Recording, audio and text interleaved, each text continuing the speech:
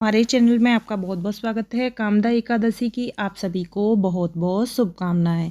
कामदा एकादशी रामनवमी के बाद 11 तिथि पर मनाई जाती है।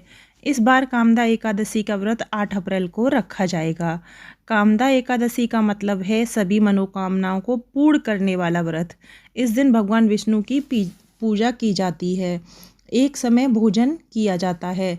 अगर आप व्रत रहे हैं तो आपको व्रत कथा अवश्य सुननी चाहिए। व्रत कथा सुनने के ही बाद हमारा व्रत पूर्ण होता है। तो आइए व्रत कथा शुरू करते हैं।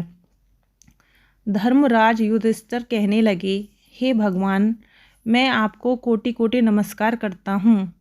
अब आप कृपा करके चैत्र शुक्ल एकादशी का महत्म कहिए। श्री कृष्ण कहने लगे, हे धर्मराज, यही प्रश्न एक समय राजा दिलीप ने गुरु वशिष्ठ जी से किया था और जो समाधान उन्होंने किया वो सब मैं तुमसे कहता हूँ। प्राचीन काल में भोगीपुर नामक एक नगर था।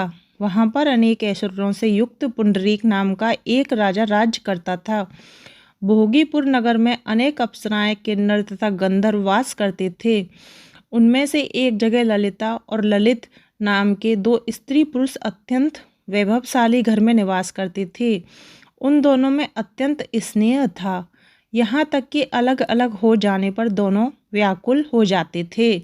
एक समय पुंडरीक की सभा में अन्य गंधर्वों सहित ललित भी गान कर रहा था। गाते गाते उसको अपनी प्रिय ललिता का ध्यान आ गया और उसका स्वर भंग होने के कारण गाने का स्वरूप बिगड़ गया। ललित के मन के भाव जानकर कौरकुट नामक नाग ने पद भंग होने के कारण राजा से कह दिया। तब तक पुंडरीक ने क्रोधपूर्वक कहा कि तू मेरे सामने गाता हुआ अपनी स्त्री का स्मरण कर रहा है, अतः तू कच्चा मांस और मनुष्यों को खाने वाला राक्षस बनकर अपने किए का कर्म फल भोग। पुंडरीक के श्राप से ललित उसी क्षण महाकैविशाल राक्षस हो गया।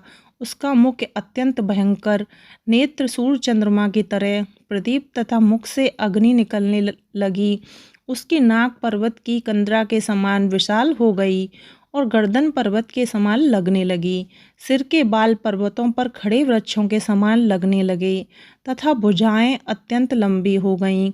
कुल मिलाकर उसका शरीर 8 योजन के विस्तार में हो गया। इस प्रकार राक्षस होकर वह अनेक प्रकार के दुख भोगने लगा।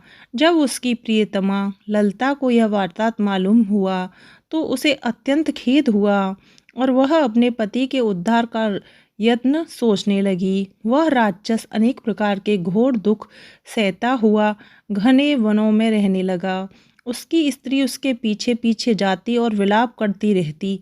एक बार ललिता अपने पति के पीछे घूमती घूमती विंध्याचल पर्वत पर पहुंच गई, जहां पर श्रृंगी ऋषि का आश्रम था। ललिता शीघ्र ही श्रृंगी ऋषि के आश्रम में गई और वहां जाकर विनीत भाव से प्रार्थना करने लगी।